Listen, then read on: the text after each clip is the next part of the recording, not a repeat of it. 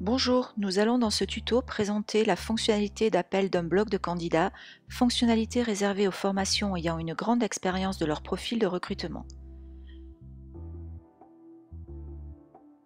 Le processus d'admission Parcoursup est un processus d'appel continu qui se déroule du 19 mai au 15 juillet.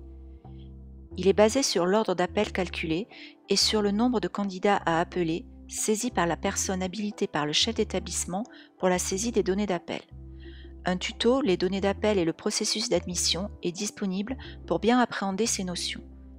Pour les formations ayant une grande expérience de leur profil de recrutement et dans les limites fixées par le SN Parcoursup, un appel d'un bloc de candidats peut être effectué.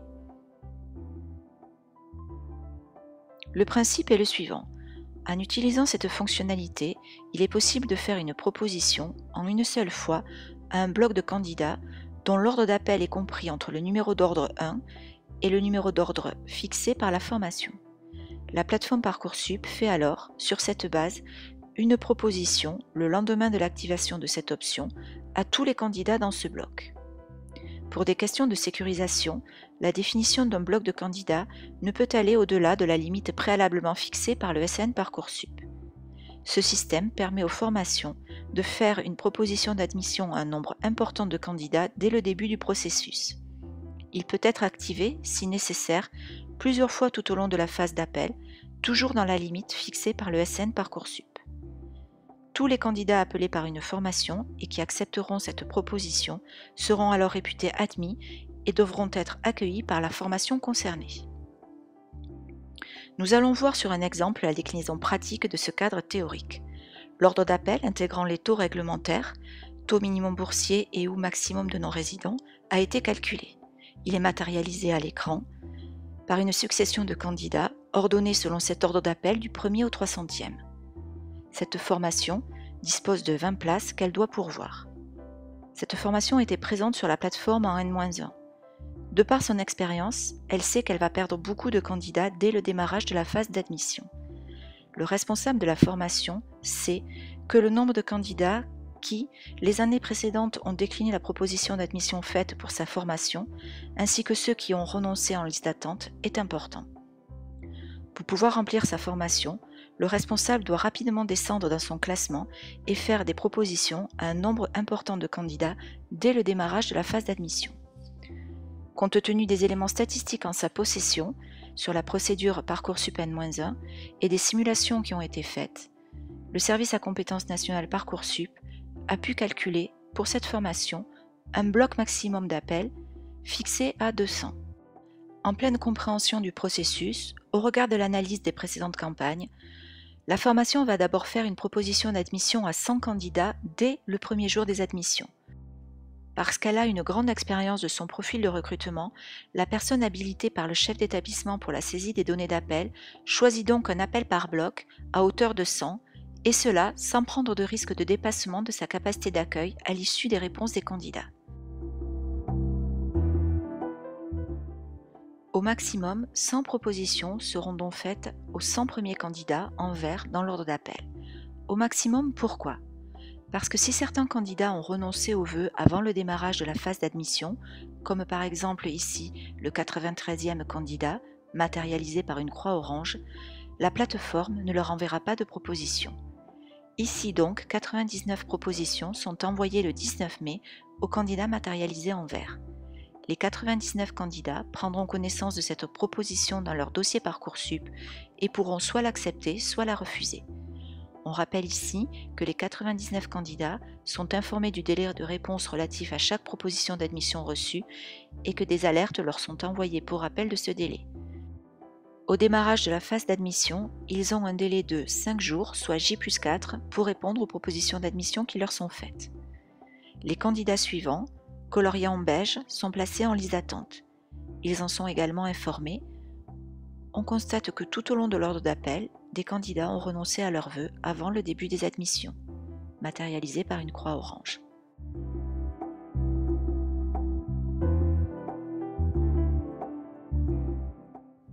Le tableau de suivi des admissions, accessible à l'onglet Admission, le 19 mai au lancement de la phase d'admission, affiche les informations suivantes.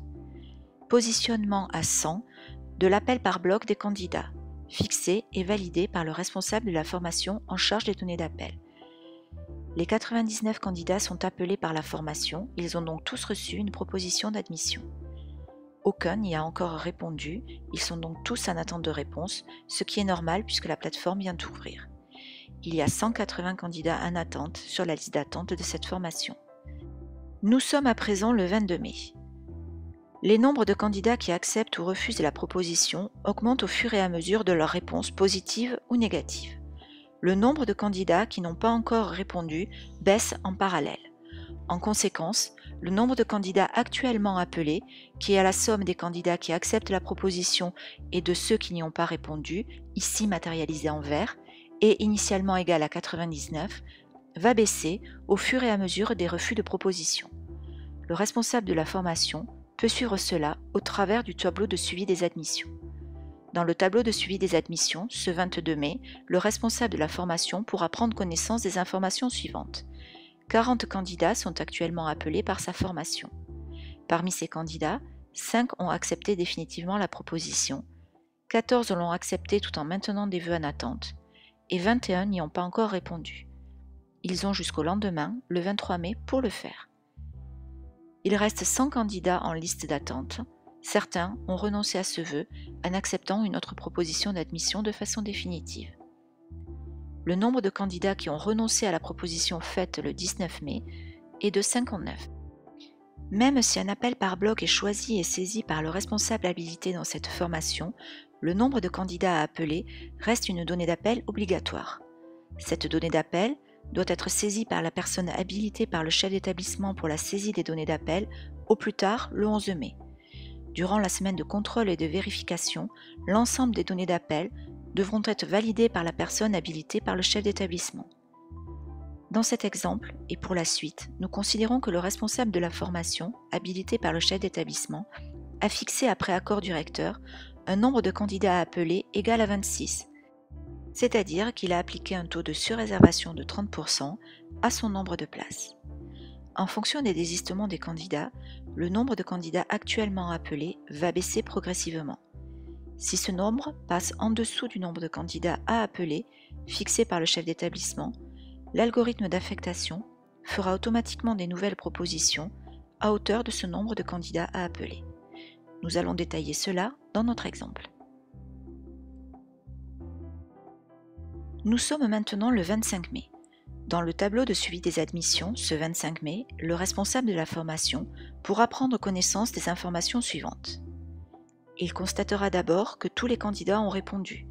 Il n'y a plus personne dans la colonne en attente de réponse, ce qui est normal puisque le délai de réponse est désormais dépassé. Il y a 35 candidats qui sont actuellement encore appelés. Ce nombre est supérieur au nombre de candidats à appeler, fixé par la personne habilitée par le chef d'établissement pour la saisie des données d'appel. Le programme d'affectation ne va donc pas faire de proposition ce jour-là. Nous sommes maintenant 2 semaines après le démarrage de la phase d'admission, soit le 2 juin. On le rappelle, la personne habilitée pour la saisie des données d'appel de cette formation avait choisi d'utiliser la fonctionnalité d'appel d'un bloc de candidats et avait envoyé 99 propositions d'admission le 19 mai. Les candidats ont répondu à ces propositions. Certains d'entre eux l'ont accepté définitivement, d'autres l'ont accepté tout en maintenant des vœux en attente, d'autres l'ont refusé.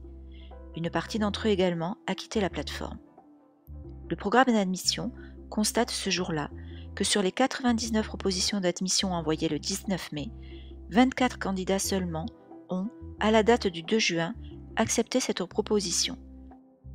Pour la première fois, le nombre de candidats actuellement appelés est inférieur au nombre de candidats à appeler fixé à 26 par la personne en charge de la saisie des données d'appel. L'algorithme d'affectation va donc la nuit suivante, dans la nuit du 2 au 3 juin, se baser sur ce nombre de candidats à appeler pour faire une proposition aux 2 premiers candidats de la liste d'attente. C'est donc bien dès lors que le nombre de candidats actuellement appelés devient inférieur au nombre de candidats à appeler que ce nombre est utilisé, et cela très logiquement, puisque c'est le principe de base du processus d'appel. Toutefois, un autre choix de pilotage de l'appel est possible pour le responsable de la formation. Il est possible pour le responsable de la formation d'utiliser à nouveau la fonctionnalité d'appel d'un bloc de candidats. Avant que l'algorithme d'affectation dans la nuit du 2 au 3 juin se base sur le nombre de candidats à appeler pour faire de nouvelles propositions, le responsable de cette formation peut choisir, en respectant les limites préalablement fixées par le SN Parcoursup, de faire un nouvel appel par bloc jusqu'au numéro d'ordre d'appel 150. 50 est donc à ce stade le nombre maximum de nouvelles propositions qui seront envoyées cette nuit-là. En effet, il ne sera pas forcément possible de faire 50 propositions de plus parce que certains candidats de ce nouveau bloc ont d'ores et déjà renoncé à ce vœu. Ils ne sont donc plus en attente sur cette formation. Ils sont matérialisés par des croix oranges. Dans notre exemple, il y aura 15 nouvelles propositions. Ces 15 nouveaux candidats appelés s'ajouteront aux 24 précédemment appelés, soit un total de 39 que la formation s'engage à accueillir s'ils acceptent tous définitivement la proposition. Dans ce cas, le tableau de suivi des admissions affichera le 3 juin les informations suivantes après l'appel d'un nouveau bloc de candidats. L'appel d'un bloc de candidats permet de faire un nombre important de propositions à des candidats dont on sait anticiper les réponses pour ne pas se mettre en difficulté. Il faut donc avoir une expérience aguerrie du profil de recrutement de sa formation. Le nombre de candidats à appeler est obligatoire même en cas d'utilisation de la fonctionnalité d'appel d'un bloc et prend automatiquement le relais dès que le nombre de candidats actuellement appelés par la formation devient inférieur à ce nombre de candidats à appeler. L'appel d'un bloc peut être utilisé plusieurs fois au cours de la procédure. Il n'est pas possible de dépasser le bloc d'appel maximum fixé préalablement par le SN Parcoursup. Le calcul du bloc maximum d'appels possible sera disponible au plus tard le 11 mai. Tant que ce calcul n'est pas effectué, vous ne pourrez pas saisir de données dans la colonne « Appel par bloc de candidats ». Sans antériorité de la formation dans Parcoursup et sans dialogue préalable avec le SN Parcoursup, il ne sera pas possible de fixer ce bloc maximum et donc de procéder à un appel par bloc.